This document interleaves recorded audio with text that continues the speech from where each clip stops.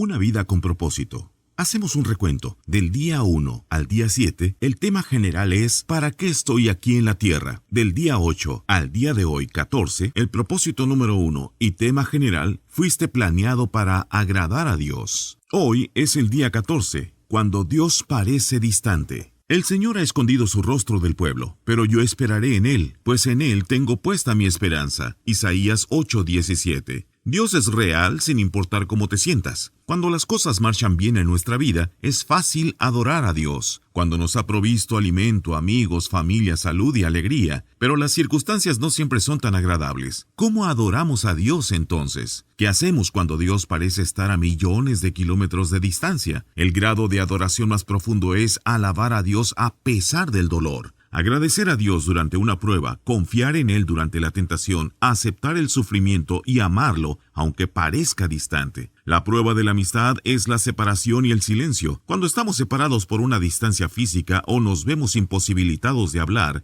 en el caso de nuestra amistad con Dios, no siempre nos sentimos cercanos a Él. Philip Yancey puntualiza, en cualquier relación hay momentos de intimidad y momentos de distanciamiento, y en la relación con Dios, no importa lo íntima que sea, el péndulo también se moverá de un lado a otro. Entonces sí que la adoración se pone difícil. Para madurar nuestra amistad, Dios la pondrá a prueba con periodos de aparente separación, momentos en que sentiremos que nos abandonó, nos olvidó. Dios parecerá estar a millones de kilómetros. San Juan de la Cruz se refirió a esos días de sequía espiritual, duda y distanciamiento de Dios como la oscura noche del alma. Henry Howen los llamó el ministerio de la ausencia. A.W. Tozer los llamó el ministerio de la noche. Otros los llamaron el invierno del corazón. Aparte de Jesús, David fue quien posiblemente tuvo más amistad con Dios. El Señor tenía el placer de llamarlo un hombre conforme a mi corazón. Sin embargo, David con frecuencia se quejaba de la aparente ausencia de Dios. Dios mío, ¿por qué te quedas tan lejos? ¿Por qué te escondes de mí cuando más te necesito? Dios mío,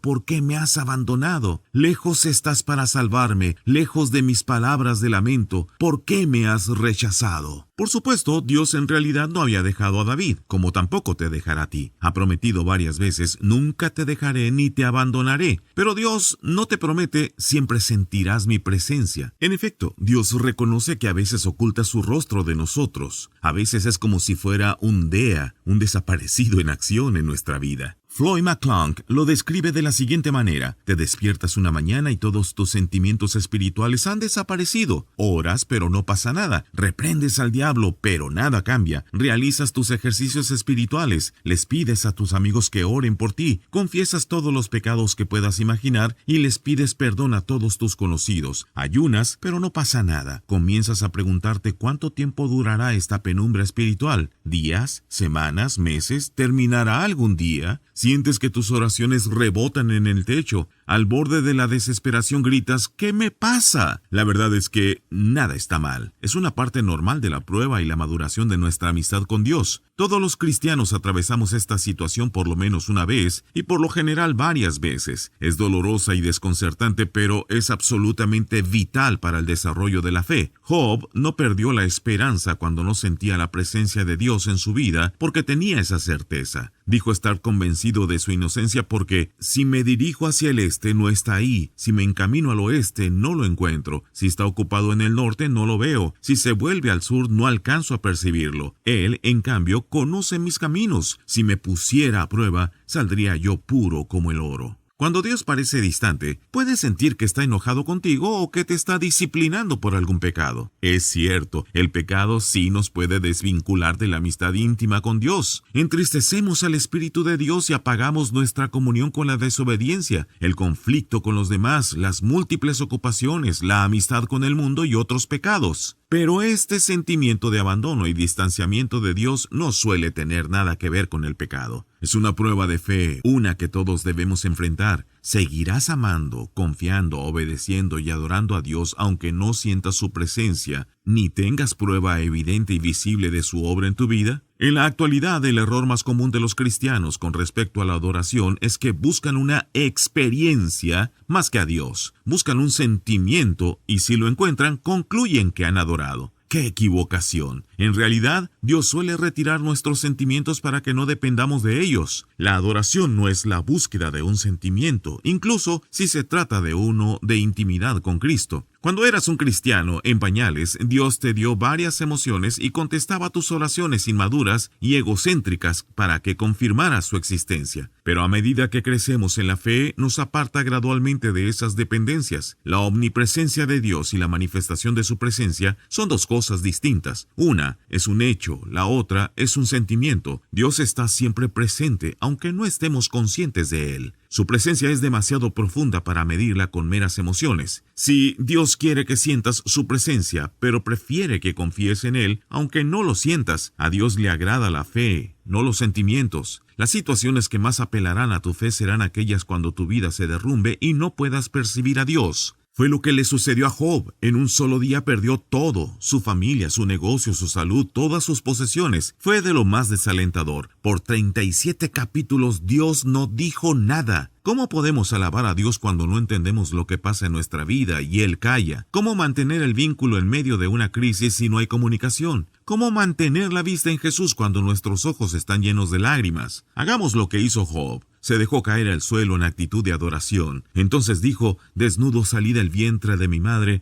y desnudo he de partir. El Señor ha dado, el Señor ha quitado. Bendito sea el nombre del Señor. Cuéntale a Dios exactamente cómo te sientes. Derrama tu corazón ante Dios. Descarga todas tus emociones y sentimientos. Job lo hizo cuando dijo: no guardaré silencio. Estoy enojado y amargado. Tengo que hablar. Cuando Dios parecía distante, añoraba: qué días aquellos cuando yo estaba en mi apogeo y Dios bendecía mi casa con su íntima amistad. Dios puede encargarse de las dudas, el enojo, el temor, el dolor, la confusión y las preguntas que tengas. ¿Sabes que reconocer tu esperanza ante Dios puede ser una afirmación de fe? Es posible confiar en Dios y sentirse afligido al mismo tiempo. David escribió: aunque digo, me encuentro muy afligido, sigo creyendo en Dios. Puede parecer una contradicción. Confío en Dios, pero estoy destrozado. La franqueza de David en realidad revela una profunda fe. En primer lugar, creía en Dios. Segundo, creía que Dios escuchaba su oración. Tercero, creía que Dios le permitiría decir lo que sentía y lo seguiría amando. Concéntrate en quién es Dios, en su naturaleza inmutable. A pesar de las circunstancias y de los sentimientos, depende del carácter inmutable de Dios. Recuerda las verdades eternas de Dios. Él es bueno, me ama, está conmigo, sabe lo que me pasa, se interesa en mí, tiene un plan para mi vida. V. Raymond Edman dijo: nunca dudes en la oscuridad de lo que Dios te dijo en la luz. Cuando la vida de Job se desmoronó y Dios mantuvo silencio, Job todavía encontró motivos para alabar a Dios. Él es bueno y amoroso, Él es todopoderoso, Él conoce todos los detalles de mi vida, Él tiene el control, Él tiene un plan para mi vida, Él me salvará. Confía en que Dios cumplirá sus promesas. Durante las épocas de sequía espiritual, debemos depender pacientemente de las promesas de Dios y no de nuestras emociones. Debemos reconocer que nos está conduciendo a un grado más profundo de madurez. Una amistad basada en emociones es, sin duda, superficial. No te preocupes por tus preocupaciones. El carácter de Dios no cambia con las circunstancias. La gracia de Dios todavía tiene toda su fuerza. Él todavía está de tu lado. Aunque no lo sientas, aunque Job sintió la ausencia de Dios, siguió dependiendo de su palabra. No me he apartado de los mandamientos de sus labios. En lo más profundo de mi ser he atesorado las palabras de su boca. Gracias a que confiaba en la palabra de Dios, Job pudo mantenerse fiel, aunque nada parecía tener sentido. Su fe era fuerte en medio del dolor. Dios podrá matarme, pero todavía confiaré en Él. Adoras a Dios de una manera más profunda cuando mantienes tu confianza en Él, a pesar de que sientes que te ha abandonado. Recuerda lo que hizo Dios por ti. Aunque Dios nunca hubiera hecho algo por ti, aún así merecería tu continua alabanza por el resto de tu vida, por lo que Jesús hizo en la cruz. El Hijo de Dios murió por ti. Ese es el motivo más importante de la adoración. Por desgracia, olvidamos la crueldad del sacrificio y la agonía que Dios sufrió en nuestro lugar. La familiaridad genera complacencia. Incluso antes de su crucifixión, al Hijo de Dios lo desnudaron y lo golpearon hasta dejarlo irreconocible. Lo azotaron, lo insultaron y se burlaron de él. Le pusieron una corona de espinas y lo escupieron con desprecio. Hombres crueles abusaron de Jesús y lo ridiculizaron. Lo trataron peor que a un animal. Después de estar casi inconsciente por las hemorragias, lo obligaron a cargar una pesada cruz por un camino ascendente. Lo clavaron en una cruz y lo dejaron morir lentamente en una atroz muerte por crucifixión.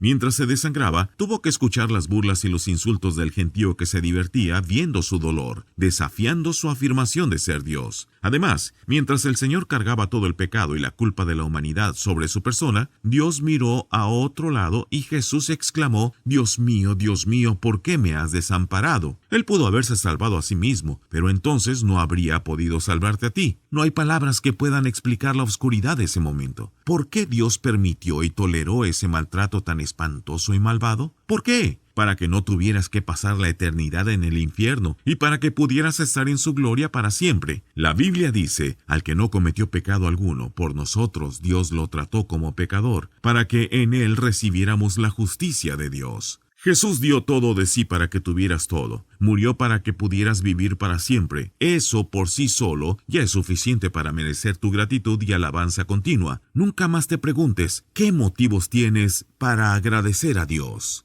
Final del día 14. Pensando en mi propósito, una vida con propósito. Punto de reflexión. Dios es real, no importa cómo me sienta. Versículo para recordar: porque Dios ha dicho: nunca te dejaré, jamás te abandonaré. Hebreos 13:5. Pregunta para considerar: ¿cómo puedo no perder de vista la presencia de Dios, especialmente cuando lo sienta distante?